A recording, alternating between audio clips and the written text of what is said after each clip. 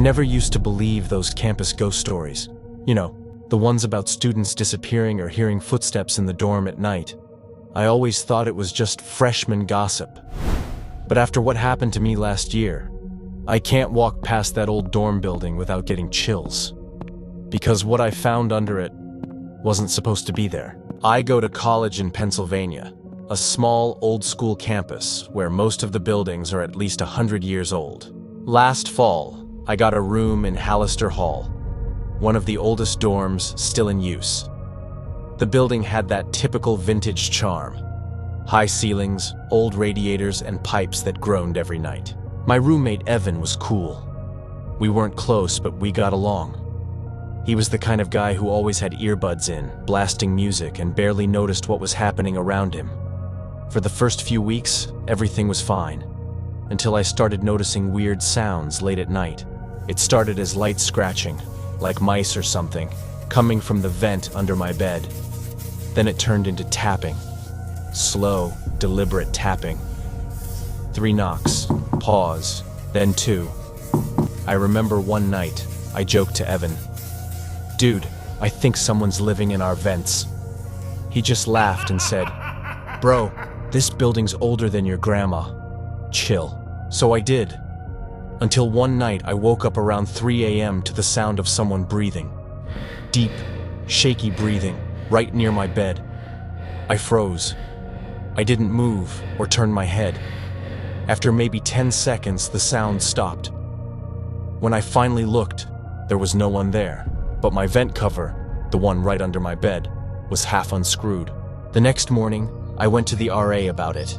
She laughed and said maintenance probably forgot to tighten the vents after cleaning them. But when I mentioned the breathing, she got quiet for a second before saying, "Maybe don't sleep with your bed against that wall."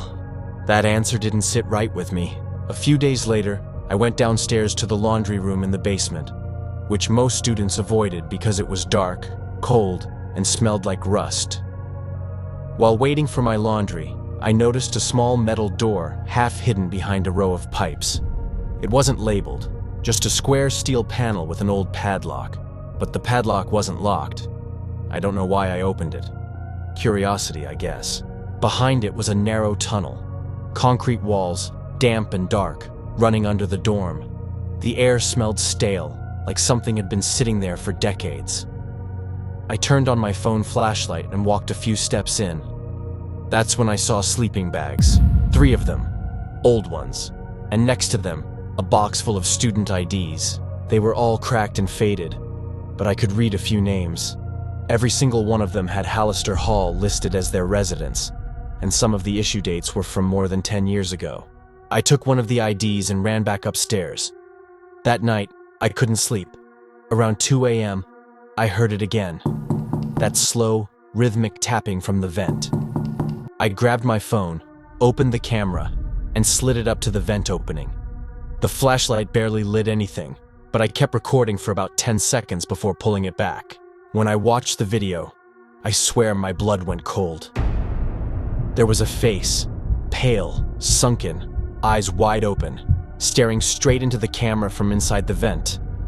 And the worst part? He smiled. Campus security came after other students heard me yelling. When they checked the basement tunnel the next morning, it was empty. No sleeping bags, no IDs, no sign that anyone had been down there. The only thing they found was my phone. I must have dropped it when I ran, and when I got it back, the video was gone, completely deleted. Later that week, my RA told me something I can't forget. Apparently 10 years ago, a student named Mark Henson went missing from that same dorm. He was last seen entering the basement after telling a friend he heard someone whispering through the vents. They never found him. The next semester, Hallister Hall shut down for renovations. But I know the truth. I heard it in those vents. Someone still lives under there, waiting for another student to hear the knocking. Even now, sometimes when I sleep in my new apartment, I think I hear that same tapping.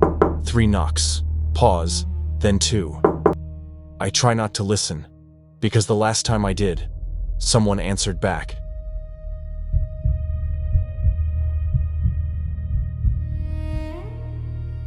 I never should have stayed late that night. It was just supposed to be another study session. One last push to finish a term paper before the deadline. But something about the library that evening felt off. By the time I realized I wasn't alone, it was already too late. I'm a senior at Westbrook University, a mid-sized campus in New England.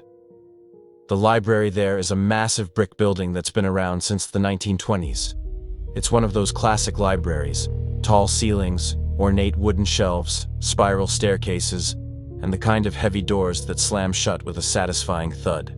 Most students avoid the upper floors after dark, especially during exam season. But I didn't really care about ghost stories or campus legends. I just cared about finishing my paper on time. It was a Thursday night, around 10:30 p.m., when I grabbed my backpack and headed to the library.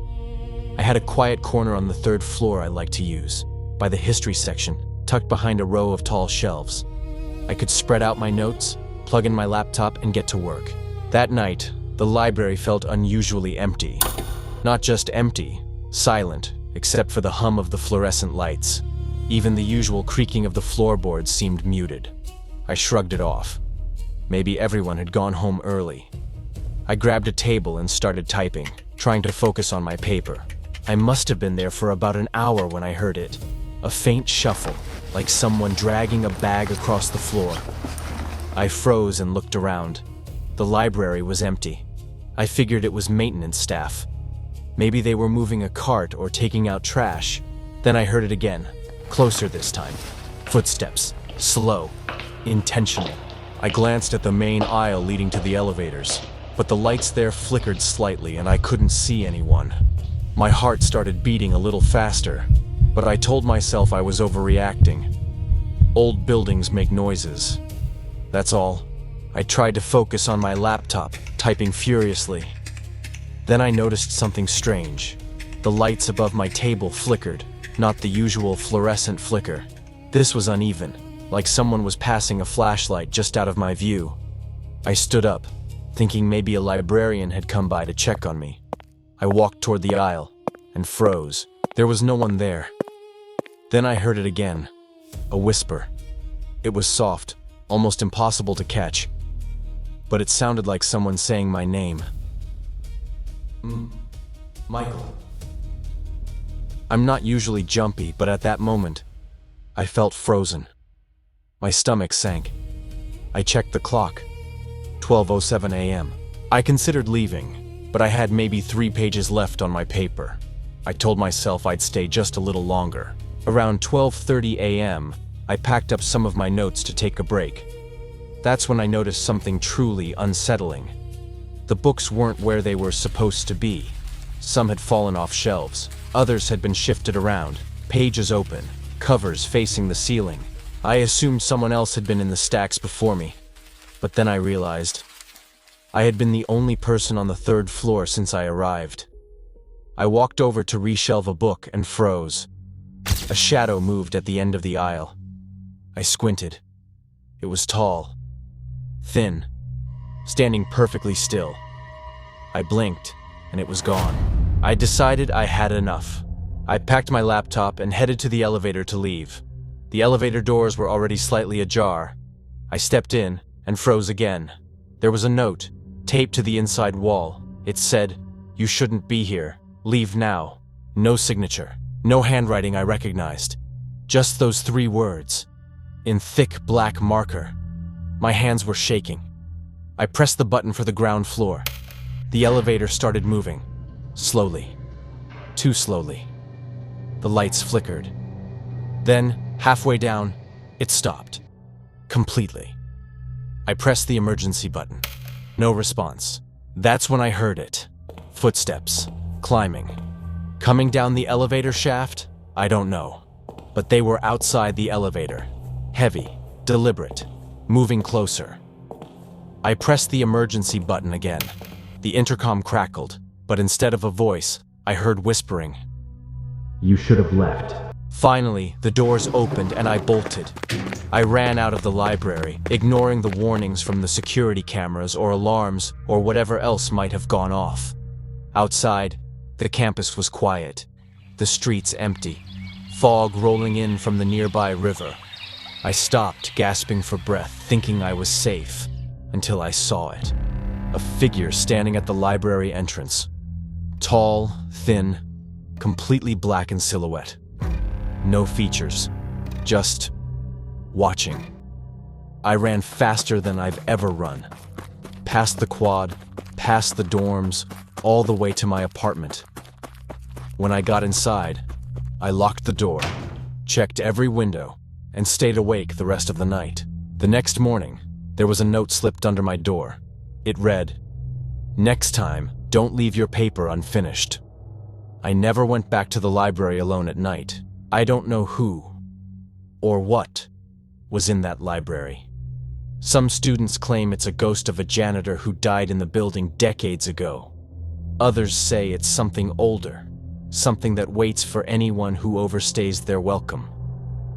All I know is this. When I see the library now, I don't just see books and shelves. I see shadows. I see the whispering. And sometimes, when I walk past the doors at night, I swear I hear someone calling my name. I'll never forget that night, and I'll never stay late there again.